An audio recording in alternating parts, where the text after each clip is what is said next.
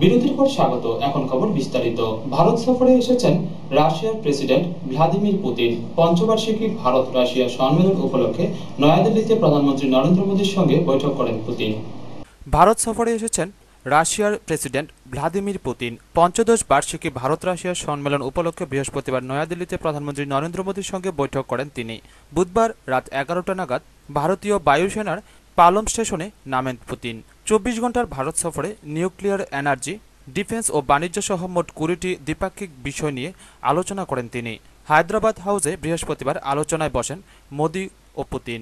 গত বছর ডিসেম্বর মাসে মস্কো সফরে গিয়ে পুতিনের সঙ্গে বৈঠক করেন তৎকালীন প্রধানমন্ত্রী Manmohan Singh.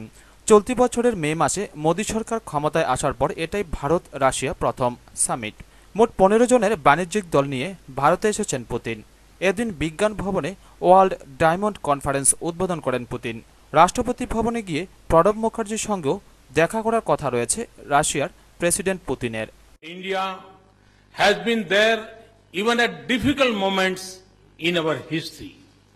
It has been a pillar of strength for India's development, security and international relations. India too has always stood with Russia through its own challenges. The character of global politics and international relations is changing. However, the importance of this relationship and its unique place in India's foreign policy will not change. Bureau report, খবর ত্রিপুরা। ফের গণশক্তি নিয়ে কলকাতার রাজপথে নামল বামেরা। কেন্দ্রের জনবিরোধী নীতি ও সাম্প্রদায়িক রাজনীতির বিরুদ্ধে প্রতিবাদ জানিয়ে সভা করা হয় রানী রাসমণি মোড়ে।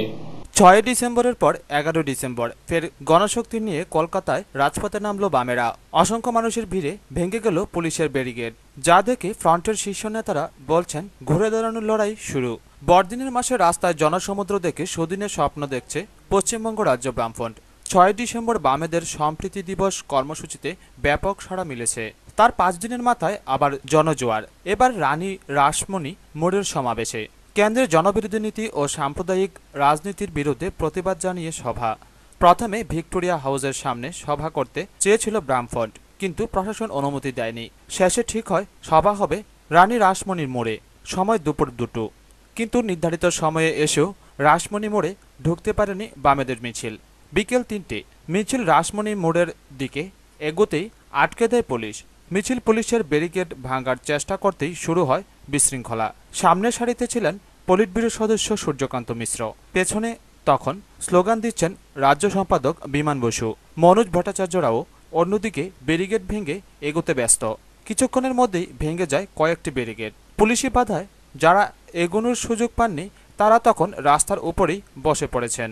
শেষ পর্যন্ত পুলিশি বাধা অতিক্রম করে রাসমণি মোড়ে পৌঁছে যান বামেরা। পলিট ব্যুরো সদস্য সূর্যকান্ত মিশ্র বললেন, ব্যারিকেড ভাঙছে, এবার আপনার সরকার ভাঙছে। ব্যুরো রিপোর্ট, খবর ত্রিপুরা।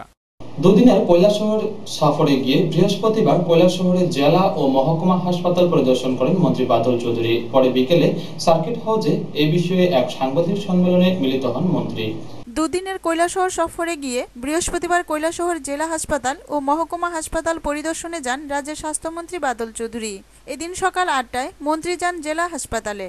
সেখানে হাসপাতালের নির্মাণ কাজ পরিদর্শন করেন এবং বিভিন্ন বিষয়ের খোঁজ খবর নেন ইঞ্জিনিয়ার সহ অন্যান্য আধিকারিকদের কাছ থেকে।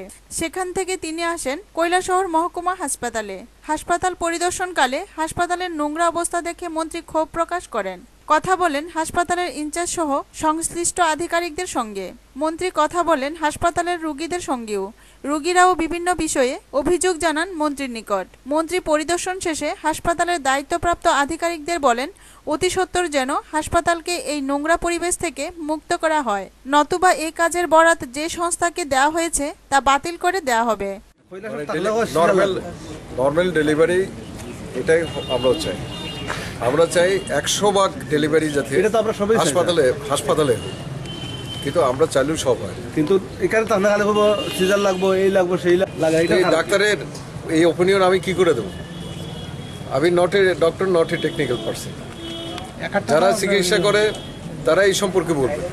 তো আমরা এটা আশা করবো আমাদের ডাক্তারবাবুরা সেরকম যাতে কোনো পরামর্শ না দেন, যেটা বাস্তব সেটাই যাতে দেন।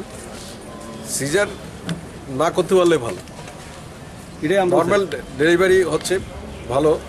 আজকে না এইসব যন্ত্রপাতি বাড়িয়েছে, আজ থেকে 50 বছর আগে সবই তো নর্মাল ডেলিভারি। এটাতে মার মৃত্যু হতো বেশি, শিশুর মৃত্যু হতো বেশি।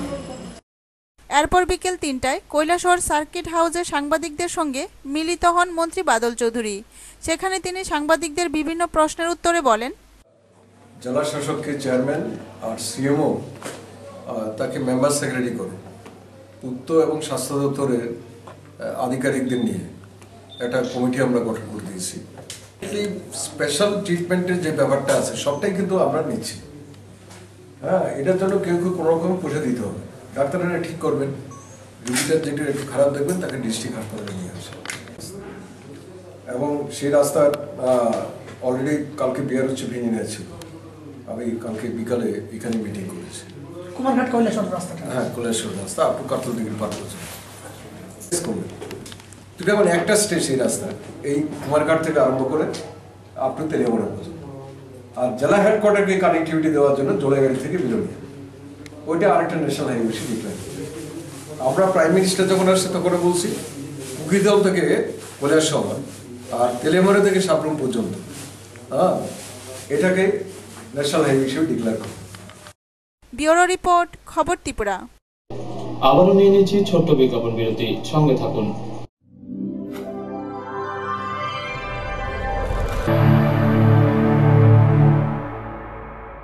বিরতির পর আবারও স্বাগত। আসামের লামডিং থেকে বদরপুর হয়ে শিলচর পর্যন্ত রেলপথে ব্রডগেজ কনভার্সনের কাজ চলায় সমগ্র আসামে ট্রেনের মাধ্যমে পণ্য পরিবহন আপাতত বন্ধ। আর তাই এফসিআই রাজ্যে চাল পরিবহনের সিদ্ধান্ত নিয়েছে বাংলাদেশের মাধ্যমে। সাংবাদিক সম্মেলনে জানান মন্ত্রী ভানুলাল সাহা। আসামের লামডিং থেকে বদরপুর হয়ে শিলচর পর্যন্ত রেলপথে ব্রডগেজ কনভার্সনের কাজ চলছে, ফলে ত্রিপুরা সহ সমগ্র দক্ষিণ আসামে ট্রেনের মাধ্যমে পণ্য পরিবহন আপাতত বন্ধ রয়েছে। তাই এফসিআই কর্তৃপক্ষ বাংলাদেশের মধ্য দিয়ে ত্রিপুরায় চাল পরিবহনের উদ্যোগ নিয়েছে। অন্ধ্রপ্রদেশের বিশাখাপত্তনম থেকে কলকাতা এবং বাংলাদেশের আশুগঞ্জ বন্দর হয়ে প্রথম দফায় 10,000 মেট্রিক টন চাল ইতিমধ্যে ত্রিপুরায় এসে পৌঁছেছে। বাংলাদেশের ভেতর হয়ে এই জল এবং সড়ক পথ ধরে চাল ত্রিপুরা রাজ্যে নিয়ে আসার ক্ষেত্রে কোনো সমস্যা না হওয়ায় এবার এই রুটে আরও অধিক পরিমাণ চাল পরিবহনের পরিকল্পনা নিয়েছে বলে মহাকরণে সাংবাদিকদের জানান ত্রিপুরার খাদ্য ও জনসংবরণ দপ্তরের মন্ত্রী ভানুলাল সাহা। তিনি জানান, এবার ভারত সরকার এই রোড দিয়ে ত্রিপুরায় 35,000 মেট্রিক টন চাল পরিবহনের পরিকল্পনা নিচ্ছে। এই বিষয়টি নিয়ে ইতিমধ্যে দুদেশের মধ্যে আলোচনা চলছে বলেও জানান তিনি।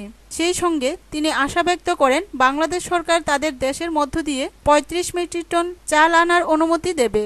কিন্তু ওটা 35,000 এমটির জন্য বাংলাদেশের অনুমতি নিয়ে এটা আনার জন্য একটা দুই দেশের কথা হচ্ছে। কথা বলে পরে কন্ট্রাক্টর সে রেডি, সে বলছে আমি রেডি, আমি একদিনে আরও বেশি চাল ঢোকাতে পারবো। টিদিং প্রবলেম শেষ, আমি বুঝে গেছি, মানে আমি ডেলি 50 টাকা ঢোকাতে পারবো। না না, সে বলছে, কারণ যেখানে মানে বলছে আপনাদের দপ্তরের সহযোগিতা যেভাবে আছে পারা যাবে, 50 টাকা ঢোকানো যাবে। মানুষের সঙ্গে আলোচনা কি চলছে না কমপ্লিট? কিন্তু এটা তো দেশীয় স্তরে হচ্ছে, এটা তো আমার স্তরে না, দেশীয় স্তরে আলোচনা হচ্ছে। আশা করি যে আমি 10,000 দিয়েছি, 25,000। ব্যুরো রিপোর্ট, খবর ত্রিপুরা।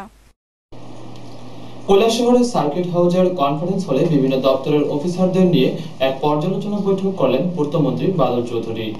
কৈলাসহরের সার্কিট হাউসের কনফারেন্স হলে পূর্ত দপ্তরের মন্ত্রী বাদল চৌধুরী বিভিন্ন দপ্তরের অফিসারদের নিয়ে এক পর্যালোচনা বৈঠক করেন। বৈঠকে উপস্থিত ছিলেন বিধায়ক অরুণ চাকমা, টুনুবালা মালাকার, সমীরণ মালাকার, ঊনকোটি জেলা পরিষদের সভাপতি কল্পনা দেবনাথ, সহসভাপতি প্রসঞ্জিৎ সিনহা, ঊনকোটি জেলার জেলাশাসক গোপিকারঞ্জন দাস ও পূর্ত দপ্তরের চিফ ইঞ্জিনিয়ার সহ দপ্তরের বিভিন্ন অফিসাররা। পর্যালোচনা বৈঠকে রাস্তাঘাট, পানীয় জল এই বিষয়গুলি নিয়ে মূলত আলোচনা হয়। যে সকল কাজগুলো এখনও সমাপ্ত হয়নি সে কাজগুলি দ্রুত সমাপ্ত করার জন্য বৈঠকে মন্ত্রী নির্দেশ দিলেন। সবার কাজ শুরু হচ্ছে, তো আজকে এগুলো যেটা আলোচনা হবে সেটা হচ্ছে গোল্ডেন ব্রিজেস বা পিডব্লিউডি আর water resource. PWD road and ব্রিজের সঙ্গে PMGSY এগুলি যা আছে হাইওয়ে এগুলি তার মধ্যে অন্তর্ভুক্ত। আমি দেখছি সব ডিভিশন তাতে কি কাজ আছে, কৈলাসহর এবং কুমারঘাট, তারা মধ্যে আলাদা আলাদা বই আমাদের হাতে তুলে দিচ্ছে। সবাইকে দিচ্ছেন তো? আপনারা নিশ্চয়ই এর মধ্যে দেখছেন বা দেখবেন। আমি প্রথমেই কৈলাসহরে একজনকে দেখি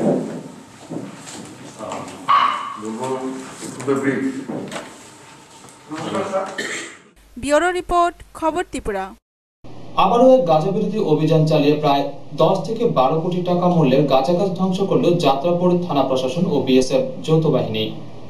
ধারাবাহিক গাঁজা বিরোধী অভিযান জারি রাখল যাত্রাপুর থানা প্রশাসন। যাত্রাপুর থানা প্রশাসন ও BSF জওয়ানদের যৌথ উদ্যোগে বুধবার গাঁজা বিরোধী অভিযান চালিয়ে 45,000 গাছ কেটে ধূলিসাৎ করা হয়। ধ্বংস করা গাঁজা গাছগুলির বর্তমান বাজার মূল্য দাঁড়াতে পারে 10 থেকে 12 কোটি টাকার মতো, দাবি যাত্রাপুর থানা প্রশাসনের। এদিন সন্ধ্যায় যাত্রাপুর থানার পুলিশ অফিসার দুলাল দত্ত এবং 29 নং BSF এর সহকারী কমান্ডেন্ট বিনোদ কুমার শ্রীবাস্তব জানান, এদিন বেলা 1টা থেকে বিকেল 4টা পর্যন্ত দক্ষিণ পাহাড়পুর পঞ্চায়েত এলাকার বরখোলা গ্রামের পূর্ব দিকে এবং আরও পূর্বে চণ্ডীছড়ার পশ্চিম প্রান্তে বিস্তীর্ণ ঢালু টিলাভূমি এলাকায় কয়েক হেক্টর জায়গায় গজিয়ে ওঠা গাঁজা বাগান সম্পূর্ণ কেটে ধ্বংস করা হয়। এদিন মহিলা পুলিশ সহ 30 জন যৌথ বাহিনী এই অবৈধ গাঁজা অভিযান চালিয়ে সমস্ত বাগান ধ্বংস করে। যাত্রাপুর থানার অফিসার দুলাল দত্তের অভিমত, থানা এলাকায় খবর পাওয়া মাত্রই অভিযান চালিয়ে গাঁজা গাছ ধ্বংস করা হবে, তার জন্য প্রশাসন সর্বক্ষণ প্রস্তুত। আজকে আমরা 12টা থেকে 5টা পর্যন্ত বরখোলা, পূর্ব বরখোলা এবং চণ্ডীছড়ার পশ্চিম অংশে BSF এর অ্যাসিস্ট্যান্ট কমান্ড্যান্ট BK শ্রীবাস্তব, নির্ভপুর বিওপির অন্যান্য স্টাফ সহ আমরা থানার অ্যাভেলেবেল মহিলা স্টাফ সহ পুরুষ স্টাফ সহ আমরা অভিযান চালাই এবং 45,000-এর মতো গাঁজা গাছ আমরা ধ্বংস করি, যার বাজার মূল্য আনুমানিক 12 কোটি টাকা হবে। আমাদের এই অভিযান অনেকদিন আগের থেকে চলছে এবং আগামী দিনেও চলবে। आज मैं 29 बटालियन BSF और Yatrapur inspector DC Datta joint operation में हम लोगों ने आज वेस्ट चंदीखेड़ा में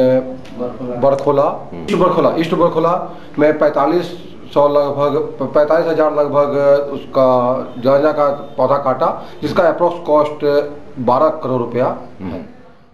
ব্যুরো রিপোর্ট, খবর ত্রিপুরা। দেশব্যাপী আন্দোলন কর্মসূচির অঙ্গ হিসেবে কৈলাসহর পুরনো মোটর স্ট্যান্ডে এক জমায়েত সংগঠিত করল 3 বাম সংগঠন CPM, CPI এবং লিবারেশনের কর্মী সমর্থকরা। সুদিনের স্লোগান তুলে গত লোকসভা নির্বাচনে দেশের ক্ষমতায় বসে বিজেপি নেতৃত্বাধীন NDA সরকার। দেশের বাম দলগুলোর অভিযোগ, কেন্দ্রে সরকারে বসেই বিজেপি দেশের মানুষের দুর্দশার কারণ হয়ে দাঁড়িয়েছে। গরিব মানুষের উপর আনছে নানা আক্রমণ। দেশের মানুষের 100 দিনের কাজের অধিকার অর্থাৎ রেগাকে প্রসারিত করার পরিবর্তে সংকোচন করার নীতি গ্রহণ করছে কেন্দ্রীয় সরকার, যা কোনোভাবে মেনে নিতে পারছে না দেশের বামপন্থী দলগুলো। গত 1 নভেম্বর দেশের 6টি বাম সংগঠন CPM, CPI, forward block, RSP, CPIML এবং SUCI এর কেন্দ্রীয় নেতৃত্ব দিল্লিতে বৈঠকে মিলিত হয়ে যৌথ ঘোষণা দেন যে গরিব মানুষের অধিকার রক্ষার স্বার্থে একসঙ্গে দেশব্যাপী তারা আন্দোলন করবেন।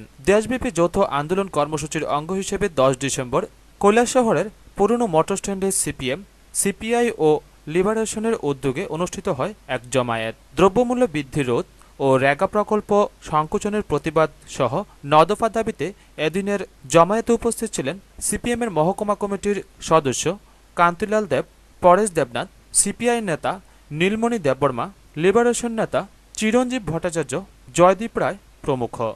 জমায়েত শেষে CPM নেতা কান্তিলাল দেব জানান, আমাদের 6টি বামপন্থী দল CPI, CPM, CPIML liberation, forward block, RSP এবং SUCI কমিউনিস্ট আমরা দিল্লিতে বসি এবং দিল্লিতে বসে আমরা ঐক্যবদ্ধভাবে আমরা 9 দফা কর্মসূচি গ্রহণ করি এবং 9 দফা কর্মসূচির মূল হচ্ছে কেন্দ্রের যে সম্প্রতি যে বিজেপি সরকার ক্ষমতাসীন হয়েছে, সেই বিজেপি সরকারের যেসব জনবিরোধী নীতি বা জনবিরোধী যেসব সিদ্ধান্ত নিচ্ছে, প্রথমত আমরা যে কথাটি বলছি সেটি হচ্ছে যে অ্যামেন্ডাগা প্রকল্প আছে, এই অ্যামেন্ডাগা প্রকল্পকে ওরা সংকুচিত করতে চাইছে। ব্যুরো রিপোর্ট, খবর ত্রিপুরা। এক উঠান সভার মধ্য দিয়ে খেদাবাড়ি গ্রাম পঞ্চায়েতের 1 নং ওয়ার্ডের এক পরিবারের 5 জন ভোটার তৃণমূল ছেড়ে সিপিএম এ যোগ দেন। দল ত্যাগ সভায় উপস্থিত ছিলেন বিধায়ক শ্যামল চক্রবর্তী সহ অন্যান্যরা। এক উঠান সভার মধ্য দিয়ে তৃণমূলের এক পরিবারের 5 জন ভোটার সিপিএম দলে যোগ দেন। নলচর ব্লকের অধীন খেদাবাড়ি গ্রাম পঞ্চায়েতের 1 নং ওয়ার্ডের বর্তমান তৃণমূল সদস্য আয়েশা খাতুন তার নিজ বাড়িতে এক উঠান সভার মধ্য দিয়ে তার পরিবার সহ তৃণমূল দল ত্যাগ করে সিপিএম দলে যোগ দেন। মাত্র 6 মাস হয় গ্রাম পঞ্চায়েতের নির্বাচন শেষ হয় ও নতুন পঞ্চায়েত গঠন হয়। খেদাবাড়ি পঞ্চায়েতে 5-4 আসনে শাসক দল পঞ্চায়েতটি দখল করেন। বৃহস্পতিবার একজন বিরোধী দলে সদস্যা দল ত্যাগ করে সিপিএম দলে যোগ দিলে এখন 6-3 পরিণত হয় খেদাবাড়ি পঞ্চায়েতটি। এদিনের এই উঠান সভায় উপস্থিত ছিলেন সিপিএম বিভাগীয় সম্পাদক মণ্ডলীর সদস্য তথা বিধায়ক শ্যামল চক্রবর্তী, সিপিএম সোনামুড়া অঞ্চল সম্পাদক অধীর ভৌমিক, সিপিএম বিভাগীয় কমিটির সদস্য ওহিদুর রহমান সহ অন্যান্য স্থানীয় নেতৃত্বরা। এদিনের এই দলত্যাগ সম্পর্কে বলতে গিয়ে অঞ্চল সম্পাদক অধীর ভৌমিক বলেন, আমাদের ভারতীয় কমিউনিস্ট পার্টি মার্ক্সবাদী সোনামুড়া লোকাল কমিটির পক্ষ থেকে মূলত আজকে আমাদের এই আয়োজনটা। তো এখানে আমাদের খেদাবাড়ি যে পঞ্চায়েত, গ্রাম পঞ্চায়েত, এই পঞ্চায়েত আমাদের যে সদস্যা তার মধ্যে সংখ্যাগরিষ্ঠতা হচ্ছে আমাদের পরিচালনায় আমাদের তারা আছেন। তো আজকে যে অনুষ্ঠানটা করলাম ওনার কিছু মিলেই উনি ওনার পরিবারের যারা সদস্য আছেন সবাইকে নিয়ে আজকে আমাদের পার্টিতে ওরা যোগ দিয়েছেন। আগামী দিন থেকে আমাদের সমস্ত কর্মসূচিতে এবং পঞ্চায়েত পরিচালনার ক্ষেত্রে উনি সেভাবে ভূমিকা নিয়ে কাজ করবেন। মূলত আজকে এই সভায় এখানে এলাকার সমস্ত অংশের মানুষ এখানে এসেছেন। আমাদের এলাকার বিধায়ক উনি এসেছেন, আমাদের মহকুমা কমিটির পার্টির সদস্য ওহিদুর রহমান, লোকাল কমিটির নেতৃত্বে অভিভাবক মণ্ডলী এবং অন্যান্য অংশের মানুষের উপস্থিতিতে আজকে আমরা এই সভাটা করলাম। এদিনের এই উঠান সভায় সাধারণ মানুষের উপস্থিতি ছিল লক্ষণীয়। প্রোটন চৌধুরীর রিপোর্ট, খবর ত্রিপুরা। কৈলাসের পানিচুকি মাছ বাজারে বহিরাজ্য থেকে নিয়ে আসা 66 কেজি ওজনের বাঘ মাছ ক্রয় করতে ভিড় জমান উৎসাহী ক্রেতারা। প্রতি কেজি মাছের অংশ বিক্রি হলো 1000 টাকা করে। কৈলাসহর পানিচুকি মিহির মার্কেট মাছ বাজারে 66 কেজি 200 গ্রাম ওজনের বাঘ মাছ নিয়ে এলো 2 জন মাছ ব্যবসায়ী। মাছ দেখতে উৎসাহী জনতাদের ভিড়, ক্রেতাদের মধ্যে আনন্দের জোয়ার। প্রতি কিলো বিক্রি হলো 1000 টাকা করে। ত্রিপুরার পার্শ্ববর্তী রাজ্য আসাম, এই আসামের বারাক নদীতে ধরা পড়ল এই বাঘ মাছ। শিলচর থেকে মাছ ব্যবসায়ী নির্মল দাস ও আয়ুব আলী মিলে এই মাছ নিয়ে এলেন কৈলাসহরের মিহির মার্কেট মাছ বাজারে। 66 কেজি ওজনের মাছ কৈলাসহর পানিচৌকি বাজারের মাছ বাজারে উঠেছে শুনে জনতারা ভিড় জমাতে থাকেন। আবার কেউ কেউ মাছের ছবিও তুললেন মোবাইলের মাধ্যমে। এই বাঘ মাছ কে কিনবেন এই নিয়ে ক্রেতাদের মধ্যে উৎসাহের মেজাজে ভিড়। বিক্রি হলো প্রতি কেজি 1000 টাকা করে। তারপরেও কেউ পেলেন আবার কেউ পেলেন না।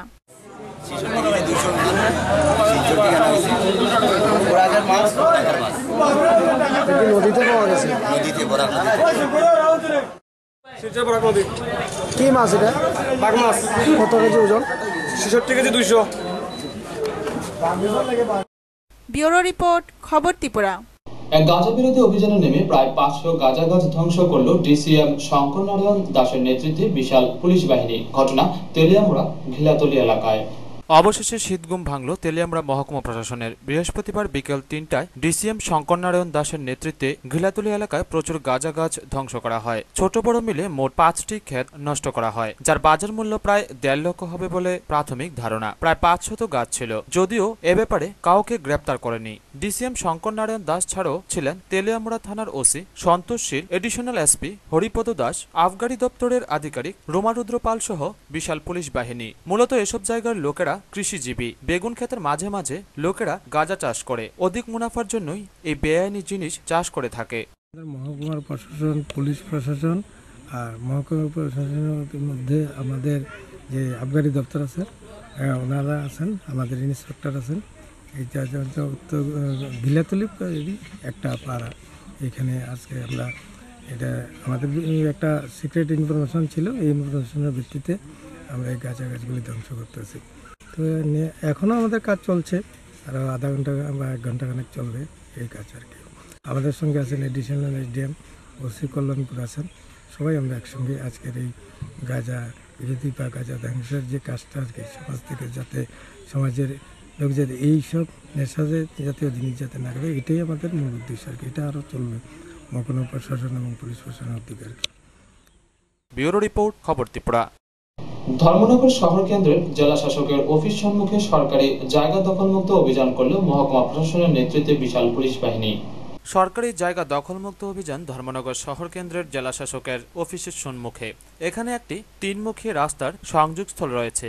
একদিকে কৈলাসহর, একদিকে পানিসাগর হয়ে আগরতলা, একদিক শহরের কেন্দ্রস্থল ও অপরদিক রেল স্টেশনে যাবার রাস্তা।